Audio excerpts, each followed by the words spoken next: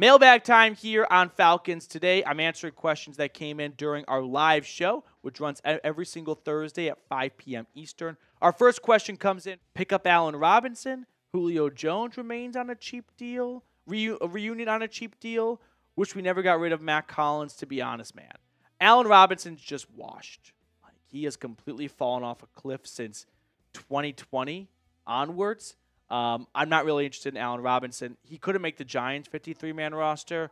They don't have a whole lot of good receivers there. That says a lot if he couldn't crack it. Julio Jones, I think, is probably best just not coming back to Atlanta if it's on a one-day contract. Would it be cool on some levels? Yes. Is it what Atlanta needs right now? An old receiver who has reoccurring soft tissue injuries? Probably not. So I'm okay to kind of move on from the Julio Jones era. And as for Matt Collins, the Falcons want speed at that position. They went out and got Darnell Mooney. They traded for Rondale Moore. They signed Jakeem Grant. It's not a coincidence that all three of those guys are really freaking fast. Matt Collins is just not in that same group at all. ATL, next one up. We could pick up Michael Thomas on a one-year, $8 million deal. I think you can get Michael Thomas on a $1.8 million deal. I think he's going to sign for the vet minimum somewhere. Maybe some incentives are tossed in, but it's not going to cost you nearly that much, ATL. Appreciate the question, though, and definitely keep an eye on that because Michael Thomas is a noteworthy name, although I think he's kind of washed. Dat one Falcons fan. Imagine the Falcons and pull a funny by bringing back Ritter. Also, how many sacks for the team this season? Well, Desmond Ritter was signed to the Cardinals practice squad, by the way. I did see a lot of people talk about that. You can't go from practice squad to practice squad. If you want to sign Desmond Ritter, you have to sign him to your active 53-man roster as long as he is on the Cardinals practice squad. And how many sacks for the team this year? What did they have last year? Like 29? They had 22 the season before that. I think they had 29 this past season, 28, 29. I'll say they get up to 39. Let's add 10 more sacks from what they had the year before with Matthew Judon coming over. Dat one Falcons fan, appreciate your question.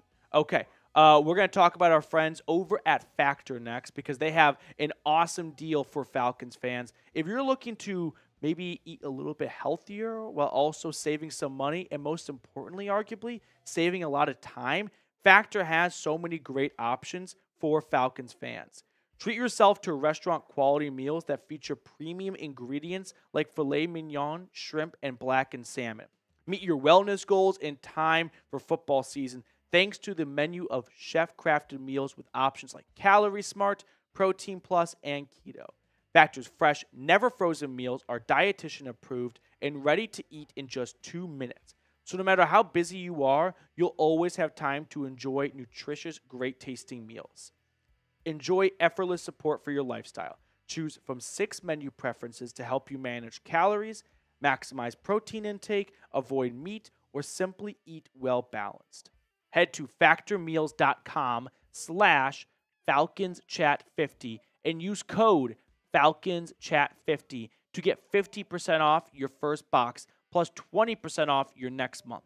That's code FalconsChat50 at factormeals.com/FalconsChat50 to get 50% off your first box plus 20% off your next month while your subscription is active. Griff, do you know of the QB from Carrollton, Georgia? He's the #1 high school QB in the country. I don't, hand up, I've never been good at recruiting. Especially in NCAA, but just even from my own personal college football fandom, I've never been one that's kept up well with the recruiting trail. The big names come into my brain and then I forget about them. So no, unfortunately, I do not. Carson, trade the Heineke pick for Tutu Atwell. He's fast. He was a second-round pick by the Rams in 2020 or 2021. 2021, I think it was. Yeah, he's definitely got speed, and I could see the Rams being open to trading him. They just traded Ernest Jones away, which we talked about him on the channel. If he balls out for the Titans, I'll be a little salty that Atlanta did not make a push for him to reunite him and Raheem Morris. But regardless, I'm not heavily opposed to trading for Tutu Atwell, but just keep in mind, Tutu Atwell as a receiver has not been, well, to be honest, good. Sure, it's always fun to kind of latch on to speed and high draft pick. He missed his entire rookie season, 2021, although I don't think it was due to injury. I just think he was a healthy scratch. Yeah, he played 8 games. Maybe he missed some due to injury. But in 2022 and 2023, combined for 4 touchdowns. Last year, 483 yards, 39 grabs. So it's worthy of exploring. I don't think he's going to give you much production. Kyle Fleener, do you think we go after someone in a trade either now or at the trade deadline? If so, who are you on thinking? Who am I thinking? I would say probably the trade deadline, right? The Falcons, like if you think about it from Terry Fontenot's perspective, this might be a bad analogy, but hear me out for a moment. He put together a menu, right? And he has a brand new restaurant opening September 8th with a bunch of Steelers fans coming to dine, okay? He wants to see how that menu is holding up for the first few weeks of that restaurant's launch. And then he'll notice, okay, people keep asking for pizzas and we don't have pizzas. So let's go out and get a pizza. Now that I have got some data after the first 6, 7, 8 weeks of the season, I can better understand what my needs are. Sometimes your needs are so obvious before the season starts, like a pass rusher and Matthew Judon, that you don't have to wait for the season to start. I think Fontenot likes the roster he has constructed, and he wants to wait and see if A, does he need some help at a position due to injury, and B, why give up draft assets for a position that maybe you don't need help at and your current group is good as is. So I would say at the deadline. Now, who could that be? It's really difficult to say just because you got to speculate or guess who's going to stink. Like, who's going to be a seller at the NFL trade deadline? One possible name, this would be a reach, T. Higgins. Like, if the Bengals are mediocre and they know they're not bringing Higgins back, maybe they go after him then if he becomes available. So you would need the Bengals to be mediocre, though.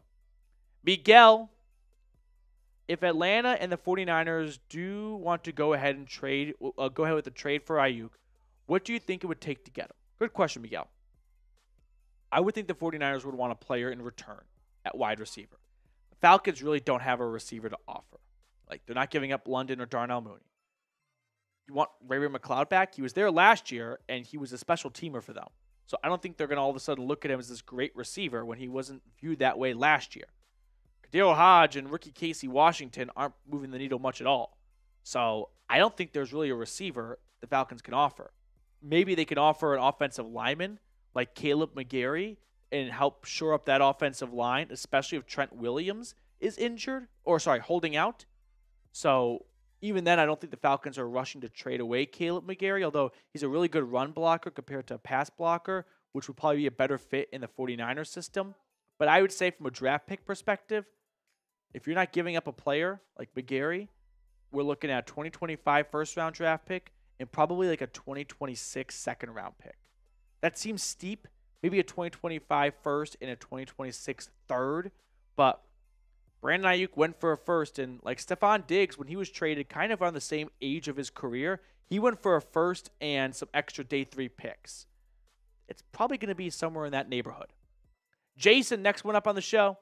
What's your over-under for Bijan and yards? Sunny San Diego, rise to F up. CLNS.